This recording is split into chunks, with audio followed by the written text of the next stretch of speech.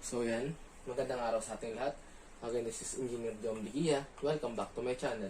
So sa video na to, tayo mag-solve ng mga past board exam questions under the subject Thermodynamics.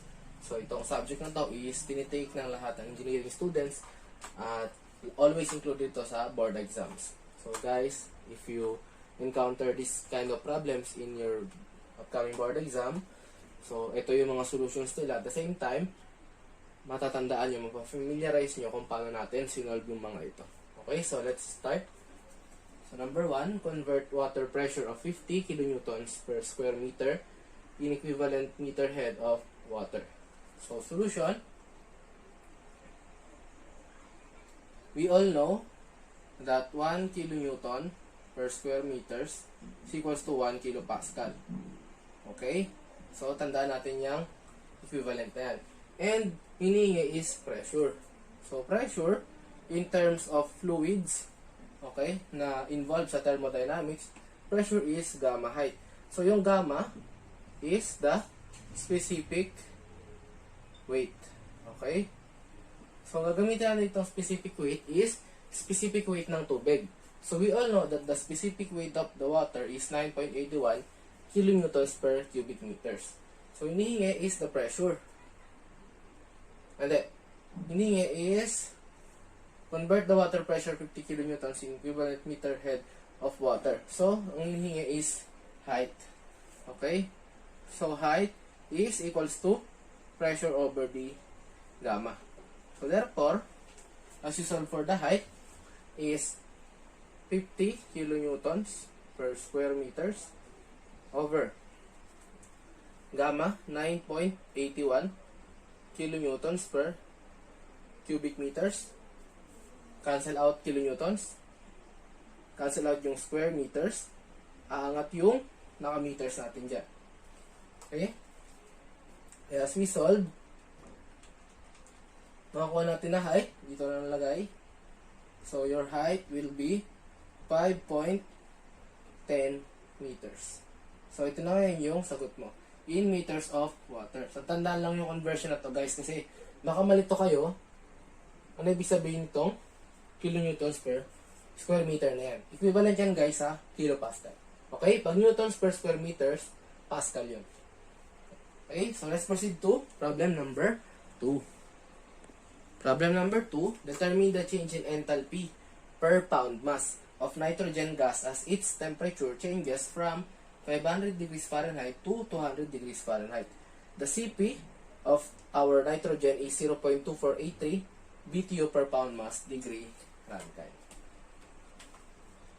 Solution, we all know na ang hinihingi is enthalpy per pound mass. So therefore, ito ay change in letter H na maliit. Okay? Kasi naka per pound mass basis tayo. Pag sinabi sa problem na enthalpy lang at walang per pound mass, ang hinihingi sa problem is yung malaking H. Kasi equal lang naman to sa mCp delta T. Okay? Since naka per pound mass, yung mass mo ibaba mo dito. So itong change in enthalpy na malaki over the mass is equivalent to your H na maliit. Kaya naging change in enthalpy na maliit siya dito. Okay, wag malilito kung bakit may per pound mass doon.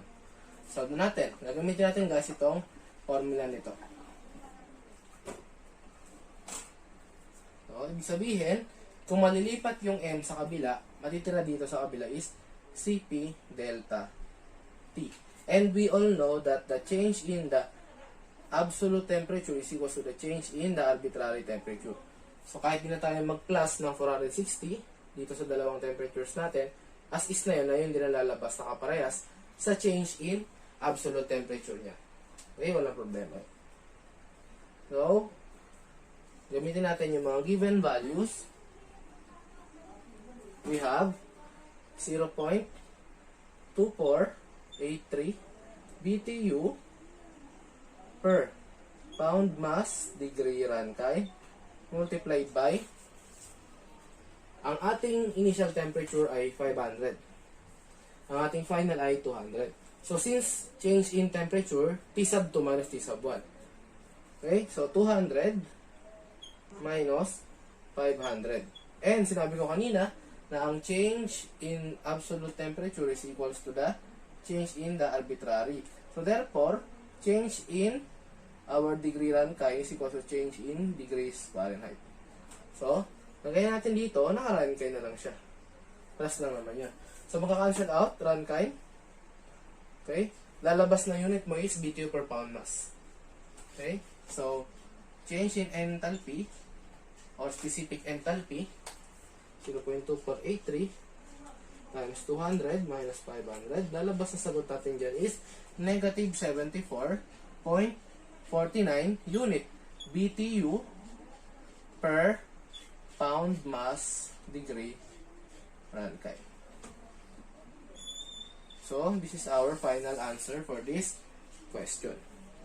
So, magsolve ba tayo ng iba pang mga problems under thermodynamics? We proceed to problem number 3 and 4. So, for problem number 3, what is the resulting pressure when 1 pound of air at 15 psia and 20 degrees Fahrenheit is heated at constant volume to 800 degrees Fahrenheit? Solution, balikan natin guys yung ating combined gas law. So, for our combined gas law, since batayan nito sa thermodynamics, we all know that P1V1 over T1 is equals to P2V2 over T2. Guys, binanggit sa problem, constant volume. So, therefore, since constant volume, magka-cancel out yung ating V sub 1 and V sub 2. Kasi, our volume 1 is equals to volume 2. So, therefore, yung change in volume mo dyan ay 0. Okay? So, matitira ngayon is P1 over T1 is equals to P2 over T2. And you substitute for the given values kasi ang hinihingi sa'yo is your P sub 2. Meron kang P sub 1 na 15 psia, meron kang P sub 1 na 20 degrees Fahrenheit, meron kang T sub 2 na 800 degrees Fahrenheit. So, since dito, T na malaki, magpa-plus 460 tayo dito sa 800 tsaka sa 20. Kasi dapat dito, pag ginagamit natin ang equation na ito, is naka-absolute temperature tayo. So, therefore, 15 psia over T sub 1 mo, 20 plus 460 is equals to, ang hihingi sa'yo is pressure, so P sub 2 over T sub 2 mo, 800 plus 460. Shift solve ka dyan or pwedeng mag-manual solving ka. So, 15. Lalabas sa sagot mo is, for your pressure at point 2, yan ay magiging 39.375 psi. Okay, this is the solution. This is our final answer. Problem number 4. What horsepower is required to isothermally compress 800 feet cube of air per minute from 14.7 psia to 120 psia? So, solution, we all know that the formula in obtaining the power required by a compressor or an engine in terms of isothermal process is work is equals to P sub 1 times V sub 1 times ln of P sub 1 over P sub 2. Since guys, naka cubic foot tayo, yung unit natin ng volume, gagawin natin, i-complement natin sa ating pressure. So, naka PSI ito, convert natin into pound per square foot. So, your P sub 1 na 14.7, convert mo siya. Yan. Para maging pound per square foot siya. Okay? Kuha mo dyan, yung P sub 1 mo is 2116.8. So, meron ka ng P sub 1 na 2116.8 pound per square foot. Yung P sub 2 mo, gano'n lang din gagawin mo. So, 120 times 144. Lalabas dyan, 17,200 80 pound-force per square foot. Yun yung gamitin mo ngayon dito. So, work of the compressor is equals to P sub 1 mo, 2116.8 pound-force per square foot multiplied by your V sub 1, 800 cubic feet times ln ng ating P sub 1, 2116.8 over 17,280. Okay? Cancel naman yung units dyan. So, yun lang yun. Paras lang. Kahit walang units sa loob. Makaw mo dyan, magka-cancel yung feet squared sa baba. Meron kang feet na isa dito. So, your W o your work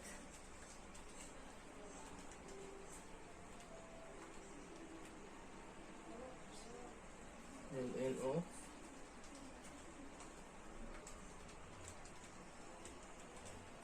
is negative 3,555,621.557 unit foot pound force. And how will you convert foot pound force into horsepower? Remember guys, sinabi sa problem is 800 cubic feet per minute. Okay? So therefore, naka per minute to, magpe-per minute ka ngayon dito. Okay?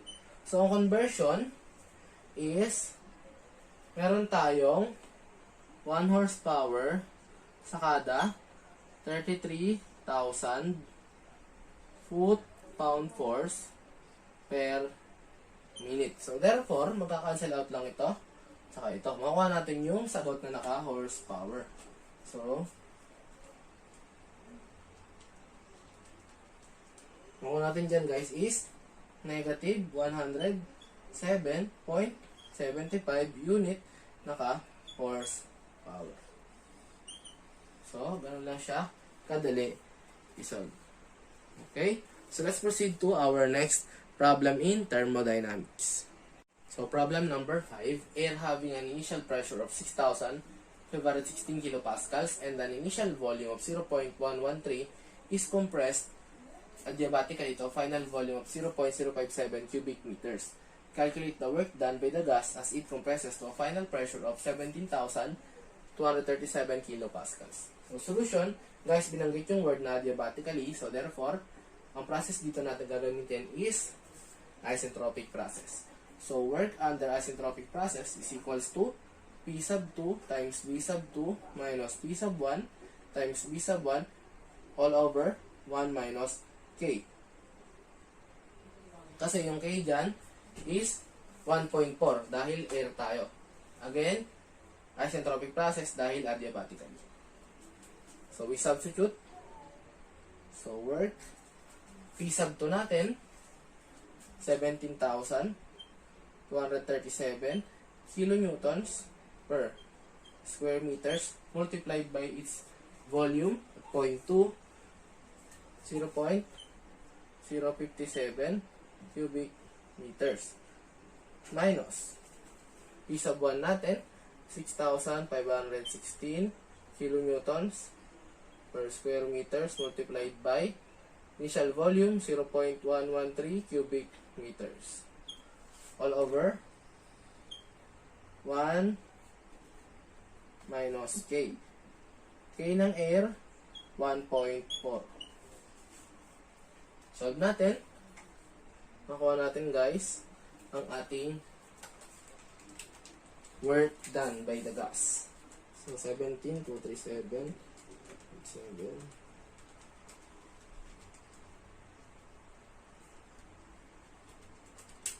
Labas natin yan is negative 615.503.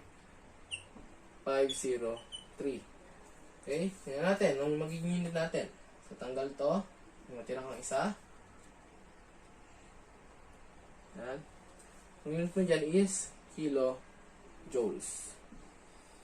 Okay? So, this is our answer for problem number 5. And now, we proceed to our next problem. So, problem number 6. How much work is necessary to compress air in an insulated cylinder from 0.20 cubic meters to 0.01 cubic meters? Use T sub 1, 20 degrees Celsius, and T sub 1, or pressure 0.1 na 200 kilopascals. So, solution, remember, may keyword dyan guys. Insulated cylinder. So, pag insulated, alam naman natin na ito ay isentropic process. So, entropy is constant. So, therefore, gagamitin natin yung pinaka-base equation ng ating isentropic process na P sub 1 times B sub 1 raised to K is equals to P sub 2 times B sub 2 raised to K. So, ang hinihingi is work. So, bakit natin ginamit muna itong equation na to? Dahil guys, wala tayong P sub 2. Remember, binigay lang P sub 1. Okay? Tapos, may binigay lang ng mga volumes. So, makuha natin yung P sub 2 natin. Yung K natin, alam natin, ang K ng air. So, K ng air is standard 1.4. So, kunin muna natin yung P sub 2.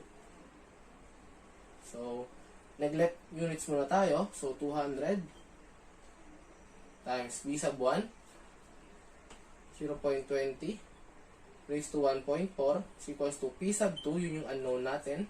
And yung V sub 2 natin is 0.01 raised to 1.4. So, makuha natin si P sub 2.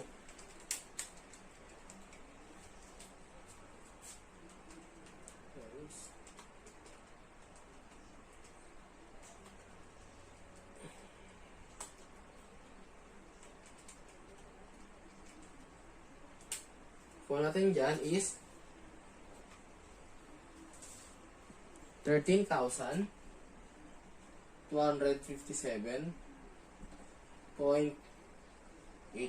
Unit is kilopascals. And then, proceed na tayo sa pagkuha ng work. So, paano kinukuha ulit ang work? In terms of isentropic process.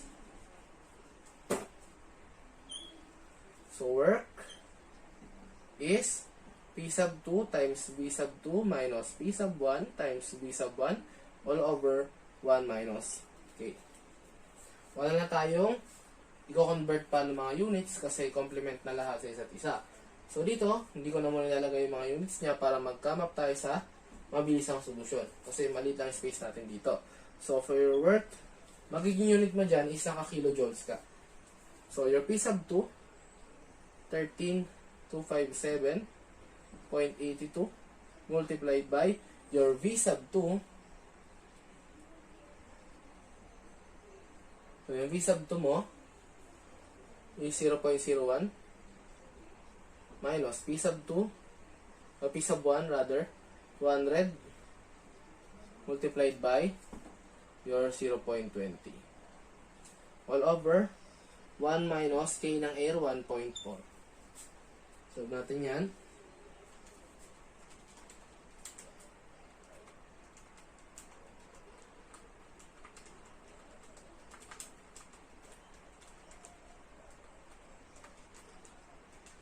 Lalabas sa sagot is negative 231.45. Unit is naka kilojoules. Okay? So, ganun lang kasimple yung problem na yan. So, dako na tayo sa ating last problem for this video. We go to problem number 7. So, for our last problem, an ideal gas is 45 psig or pounds per square inch gauge pressure and 80 degrees Fahrenheit is heated in a closed container to 130 degrees Fahrenheit. What is the final pressure? So, solution guys, again, balik tayo sa basic. So, combine gas law. So, P sub 1 times V sub 1 all over T sub 1 is equals to P sub 2 times V sub 2 all over T sub 2. Nabanggit guys yung closed container. Always remember na kapag closed container, the change in volume is 0. Dahil your V sub 1 and V sub 2 is equal. So therefore, magka-cancel out lang ang ating volumes. Matitira ngayon, P sub 1 over T sub 1 is equals to P sub 2 over T sub 2.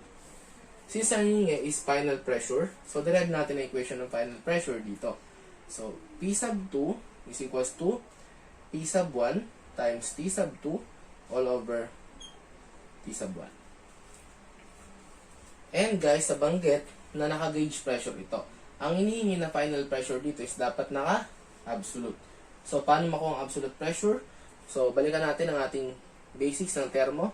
So, absolute pressure is equals to atmospheric pressure plus your gauge pressure.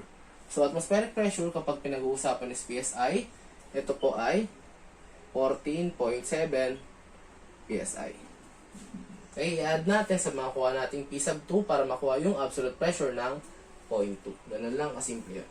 So, for your P sub 2, so P sub 1 natin is 45 PSI G, naka-gauge, multiplied by the T sub 2, guys, naka-absolute temperature.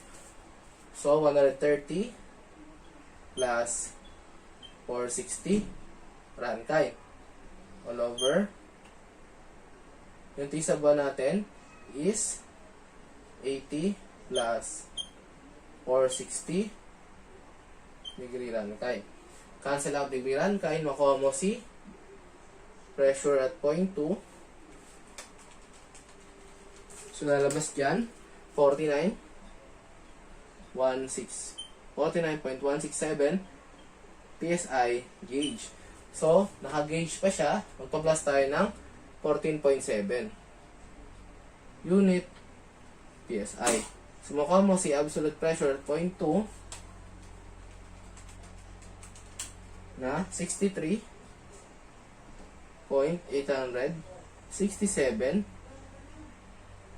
PSI absolute. So, kasi guys, bakit naka-absolute? Choices kasi sa board exam is naka-absolute pressure po yung mga yan. Okay? So, nawa ay may tutunan kayo sa ating pinag-aralan guys for this video tutorial under past board exam questions in Thermodynamics. So, nawa ay nasundan nyo kung paano natin sinolve at ma-recall nyo hanggang kayo makarating sa inyong board exam date. Okay? So, kung kayo may mga katanungan regarding sa ating pinag-aralan, don't forget to comment down below and don't forget to subscribe to my channel upang kayo updated sa aking mga next video tutorials na i-upload under past board exam questions in Thermodynamics and other engineering subjects. So, again, this is Engineer Jom De Gia. Maraming salamat sa panonood and God bless us all.